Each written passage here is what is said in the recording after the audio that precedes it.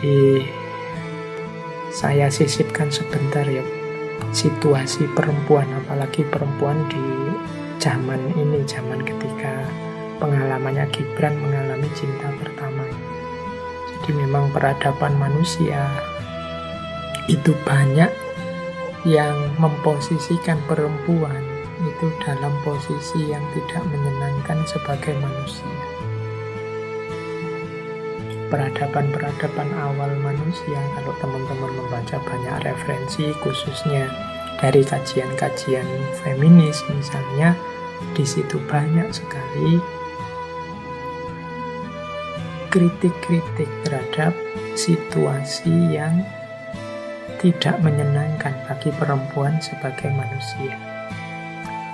Saya sisipkan sedikit ya sebentar tentang perempuan ini. Nanti kita kontekskan dengan seorang Selma Karam.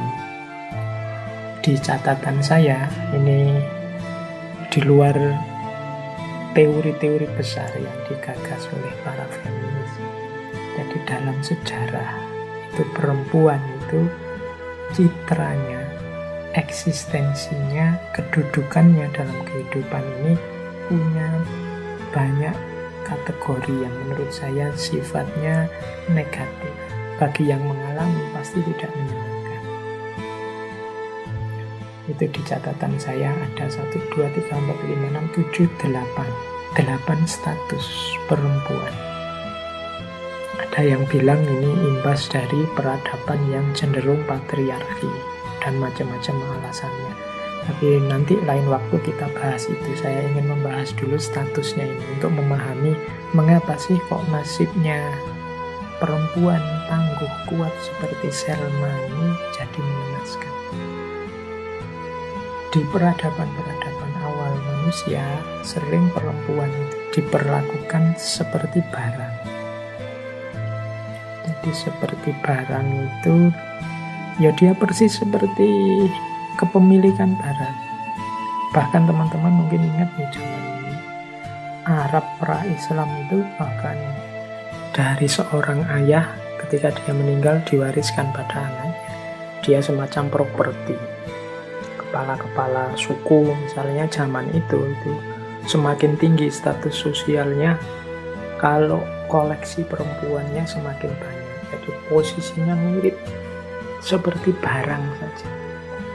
Kalau perang selesai dia jadi rampasan, sebagaimana rampasan barang-barang yang lain. Jadi ini problem. Ada kalanya juga perempuan itu dipandang hanya sebagai pelengkap saja dalam kehidupannya. Di pelengkap itu ya dia tidak penting, dia tidak utama. Tugasnya di muka bumi ini hanya melengkapi laki-laki, hanya mendukung laki-laki, pokoknya yang sifatnya komplementer, melengkapi. Dia bukan menu utama dalam hidup ini. Itu ada posisi seperti itu. Banyak fakta-fakta, fenomena-fenomena sejarah yang memposisikan perempuan itu sebagai pelengkap. Yo samalah posisinya, ada raja, ada permaisuri. Itu kan permaisuri itu posisinya lebih banyak pelengkap. Ada pandangan yang seperti itu. Ada kalanya perempuan itu tidak sebagai pelengkap, tapi dianggap sebagai manusia yang kurang lengkap. Ada bahkan beberapa filosof Yunani ada yang bilang bahwa perempuan itu manusia yang setengah. Jadi dia kurang lengkap. Mungkin akalnya dianggap kurang, kemudian kemanusiaannya dianggap kurang. Jadi ya dianggap manusia tapi manusia yang tidak lengkap. Ada pandangan seperti itu. Ada pula pandangan perempuan itu sebagai sumber masalah. Jadi hadirnya perempuan itu jadi titik munculnya berbagai permasalahan. Mungkin dianggap penggoda lah. Ada yang ini gara-gara Ibu Hawa ini sampai Nabi Adam dirayu makan buah kuldi sehingga diturunkan dari surga. Ini perempuan itu banyak yang cerita-cerita misoginis itu ya. Perempuan dianggap sebagai masalah. Ada fase tertentu, fenomena tertentu dalam sejarah yang memposisikan perempuan sebagai masalah. Ada juga pandangan situasi historis yang memposisikan perempuan sebagai objek. Jadi sebagai objek itu dia jadi yang diatur, dia jadi yang diperintah, dia jadi yang ditata. Suaranya sendiri tidak didengar. Ini objek. Selalu yang bersuara itu kan subjek. Objek itu bagian yang dikenai. Nah, ada fase-fase sejarah yang perempuan jadi objek. Bahkan milih zaman-zaman awal modern, milih pemimpin pemilu, ada di awal-awal itu perempuan tidak punya hak suara. Jadi dia tidak boleh ikut ngatur, dia hanya cukup diatur. Ini bahasa saya perempuan sebagai objek. Kemudian ada juga pandangan perempuan sebagai yang perlu dibela. Yang perlu dibela itu ini sebenarnya mirip objek tadi. Jadi perempuan itu dianggap lemah, dianggap tidak kuat, dianggap perlu dukungan laki-laki. Ini berarti dia diposisikan lemah. Mungkin suaranya didengar, tapi dia dianggap lemah, tidak penting. Nah, kemudian ada juga ini semacam hierarki ya, semakin membaik semakin membaik, tapi juga belum positif. Ada juga pandangan bahwa perempuan itu yang kedua, kalau istilahnya Simone de Beauvoir itu second sex, yang kedua. Yang kedua itu ya suaranya mungkin didengar, keberadaannya diakui, tapi setelah laki-laki. Kita kan ngomong juga selalu laki-laki dan perempuan. Mau dibalik perempuan dan laki-laki aja kan kita agak kesulitan hari ini. Sudah terlanjur terbiasa. Jadi perempuan selalu posisinya yang kedua setelah laki-laki. Muslimin, muslimat, kemudian mahasiswa, mahasiswi, kemudian bapak, ibu, ini selalu posisinya kedua. Jadi urusannya laki-laki beres dulu, baru urusannya perempuan. Atau bisa juga urusannya perempuan itu bagian dari urusan laki-laki. Jadi ini posisinya dalam sejarah. Dan yang terakhir, ini fenomena modern, pasca modern dalam peradaban ekonomi yang kapitalistik. Perempuan itu sering jadi komoditas.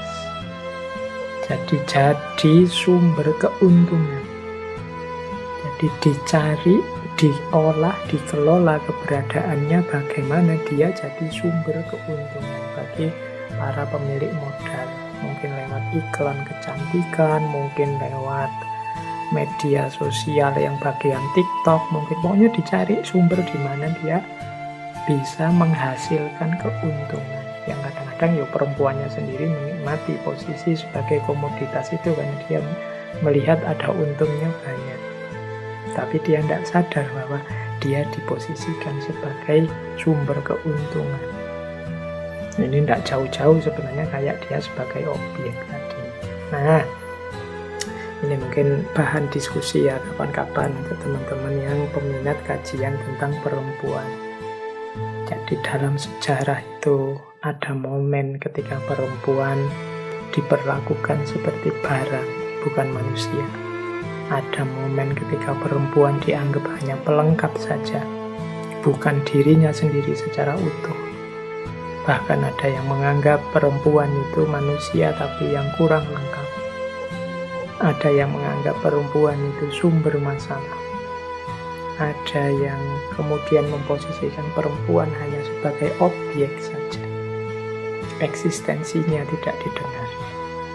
Ada yang memposisikan perempuan sebagai yang lemah, yang perlu dibela. Ada yang secara tidak sadar memposisikan perempuan sebagai selalu yang kedua.